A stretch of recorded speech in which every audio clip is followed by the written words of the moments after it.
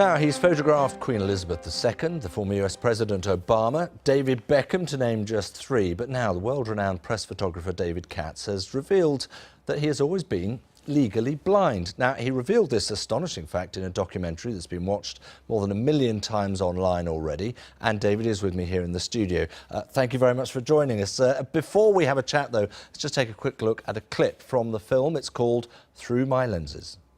He was and is an amazing photographer. I think he has an amazing eye.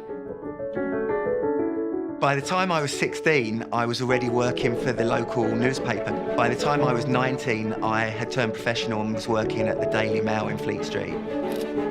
David by then was already very well known and they knew his skill level. If I knew the job and I wanted it done properly, I'd go to him and no one else.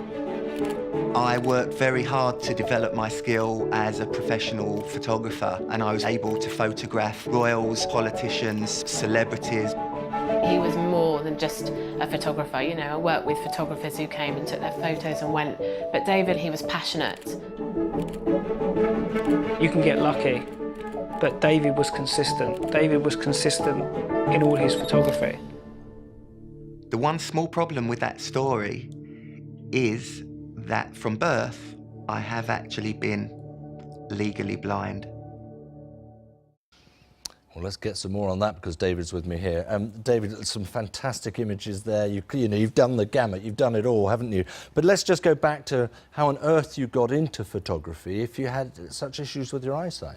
Well, my dad gave me a camera when I was 7 to take some pictures because I was driving him crazy, because I always saw things in my mind as images and I wasn't very good at art.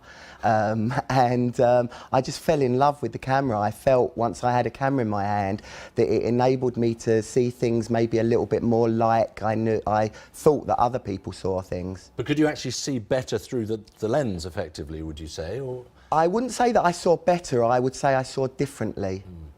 And we have suggested here that you've come clean about this after so many years of doing such great work. Is that the way you would see it? Is it about coming clean? Was it a secret you felt, I don't really want people to know about this? It's not necessarily the phrase I would use, David, but I decided a long time ago to keep it separate. It was very important to me to be able to get to the stage of my career where I am now. We're both in a similar profession. We know how competitive it is.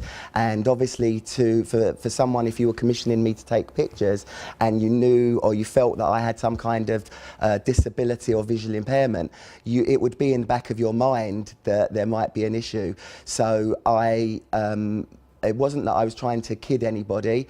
I knew what I had to deal with, but it was always about being in the position that I am now, that I got far enough in my career to be able to help other kids and parents of those kids in the way that I didn't receive or my parents didn't receive.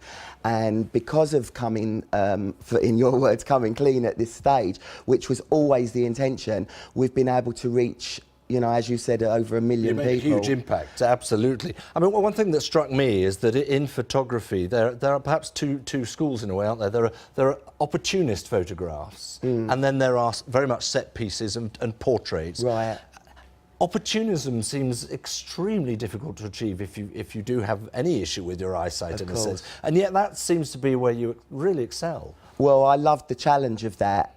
For me, it was actually sitting someone down for a portrait, although I'm starting to do that a little bit now, wasn't the most exciting thing for me. I like to capture movement.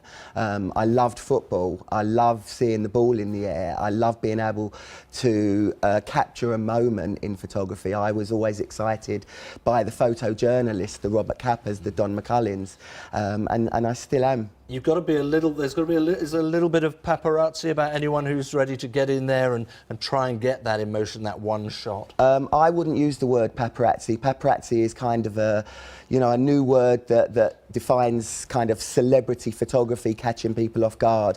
I'm not really very keen on that kind of photography, and it's something I wouldn't consider myself a paparazzi in any way.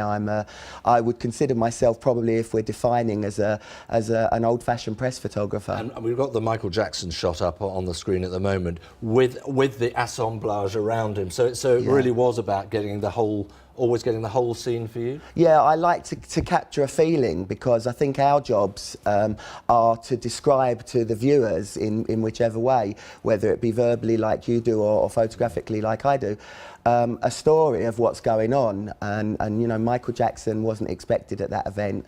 It was a very simple book launch, and no one thought he was actually going to turn up, but we had to go. And I didn't really feel very comfortable with that, because I did feel like a paparazzi that night. I felt like you know, he didn't really know what was going on, and it was a very unfortunate situation. But it was Michael Jackson, and obviously now even more so. And we get to appreciate, courtesy of these sorts of pictures, but similarly with that shot of Amy Whitehouse, the massive battles that they were going through, and we know that was the case now, of course, in hindsight, and now you can look at it and see that that's a bit of a tortured soul there, the picture of Amy when she was younger. It was, and I felt very privileged that I was the only one allowed to that event. She was just getting to the international superstar status, and I was on the stage with her that night, just me and her and a small audience.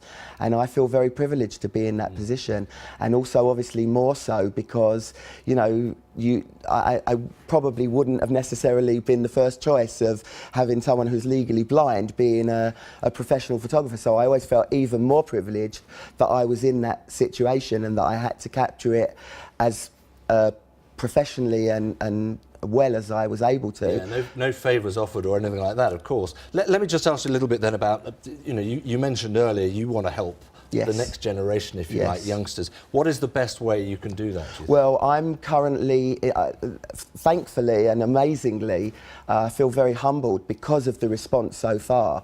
You know, I'm already at the stage where, you know, I'm being interviewed on World News, and people are talking about writing books, and also making a feature film of my life. So, and I'm also going to the Winter Olympics in the Winter Paralympics in March. But what I'd love to do, or what we're aiming to do, myself and my colleague Mark Silver and Jeremy Alamazani at Square Rock, is to actually set up a foundation so that things can be brought together and people don't have to go. There are groups out there, Nystagmus Network is one of them, but there's not, in 2017, as much support and cooperation and explanation as there should be.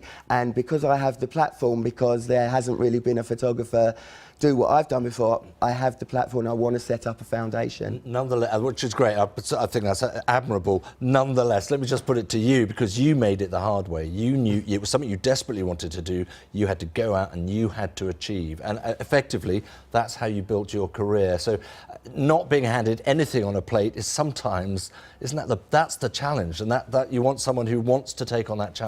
Absolutely, but initially people need support and they need encouragement, and when kids are being told by teachers and doctors and their parents are being told, you can't do this, you shouldn't do this, the disability or the impairment will stop you doing this, that's not acceptable to me. If I've been able to become an internationally acclaimed photographer, it just shows there's no such word as can't. And this is something that my mother taught me from a very young age. And although you're perfectly correct in what you're saying, you need the enthusiasm and the passion, but you also need the encouragement and the ability to know that someone else has actually done it before you. A bit of help goes a long way, doesn't it? Exactly. David, thank you very much indeed for joining us. Good to see you here. Thank you. Thank you.